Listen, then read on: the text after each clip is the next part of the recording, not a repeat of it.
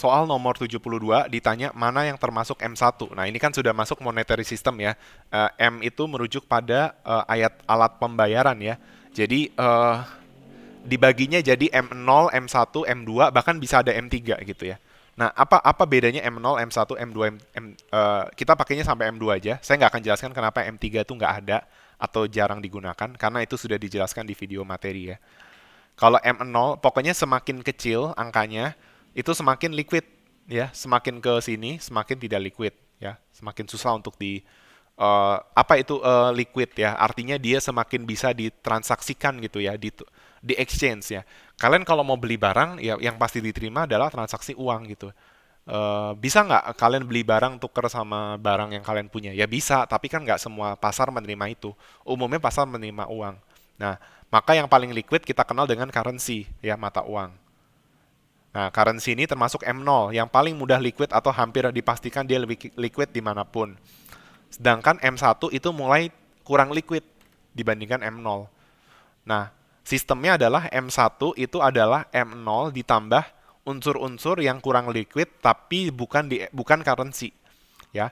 Maka kalau M0 adalah currency, M1 adalah M0 ditambah hal-hal yang sifatnya kurang liquid, tapi nggak tapi masih lebih liquid daripada M2 dan MM seterusnya, ya, yaitu selain currency ada demand deposits. Nah, ini demand Q ada nih pembagiannya ya. Demand deposit ya, traveler checks sama other checkable deposits ya. Itu nggak seliquid currency, tapi masih lebih liquid daripada di M2, di mana M2 adalah M1 ditambah hal-hal yang tidak liquid, yaitu ini ya, yaitu saving deposits.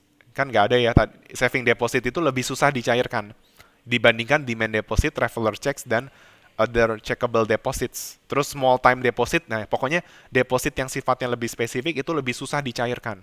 Ya, small saving deposit, small time deposit, sama money market ya, ketika kalian di pasar uang main mutual funds atau berbagai few minor categories. Itu semakin susah dicairkan. Nah, kalau kalau mau di masa ya di realita M3 tuh ada ya. Misalnya apa? Organ manusia. Nah, itu bisa aja kan orang beli sesuatu pakai organ manusia ya, misalnya telinga dijual gitu. Itu bisa aja. Itu M3 itu hitungannya ya. Karena kalau M0 currency, M1, M2 masih berkaitan dengan deposit, di mana M1 lebih liquid dari M2. Nah, M3 tuh sifatnya yang sangat-sangat tidak liquid ya. Berarti bisa jadi dia nggak ada kaitannya sama currency. Ya, atau misalnya ada orang misalnya bayar pakai doa gitu ya. Itu juga itu mungkin bisa disebut M3 itu ya. Oke.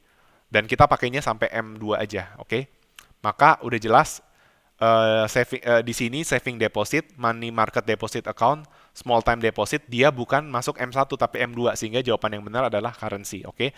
Dan sekedar info aja, ini yang diinformasikan oleh si Menkyu, di mana ini menunjukkan kondisi perekonomian Amerika Serikat di tahun 2019 ya, di mana dari total uang yang ada 3.737 itu adalah M1 itu sendiri ya.